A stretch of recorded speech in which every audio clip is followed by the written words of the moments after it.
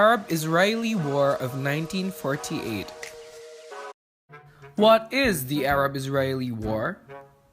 To begin with, the Arab-Israeli War of 1948 was basically a series of military conflicts between Israel and various Arab forces. It started when five Arab nations decided to invade Israel right after their independence on May 14, 1948. How, you might ask? This video will inform about the series of events leading up to the war itself, and its aftermath. But before we start, let's first recognize that around this time period, a country in Southeast Asia called Indonesia has just been fully recognized internationally as a country during the Round Table Conference in the year 1949, 4 years after they received independence in August 1945.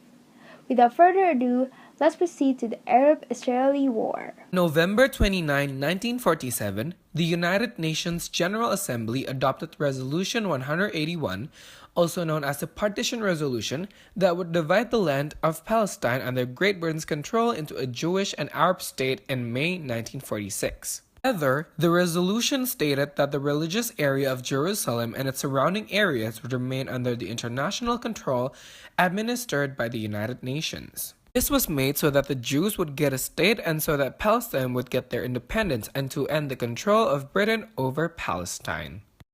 The United States saw this as a great solution and supported the resolution, and they also encouraged negotiations between the Arabs and Jews in the Middle East. Before the partition clause was established, the resolution created tension, which ended up in conflict between the Jewish and several Arab states. The fighting began with attacks by the Palestinian Arabs composed of volunteers from Palestine with the neighboring Arab countries. They launched attacks against Jewish cities, settlements, and armed forces, so the Jews had to counterattack with a smaller number of troops, and the main goal of the Arabs was to block the partition resolution and prevent the establishment of the Jewish state.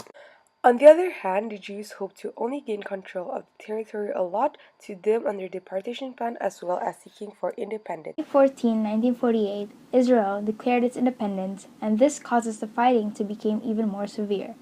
Other Arab forces joined the initial Palestinian Arabs in attacking the territory of the former Palestine. On the eve of May 14, the Arabs launched air attacks on Tel Aviv, which the Israelis tried to prevent.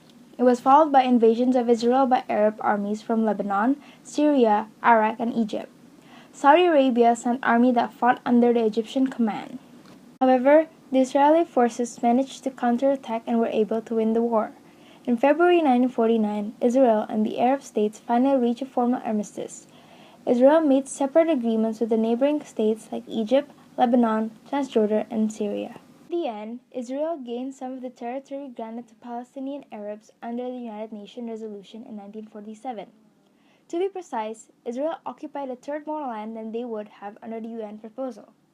Under the armistice, Egypt managed to gain control of the Gaza Strip, and Jordan also gained control over the West Bank.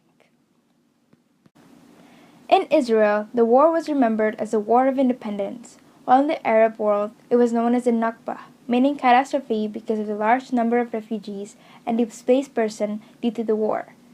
This war was also noted as the beginning of the decades-long Arab-Israeli conflict.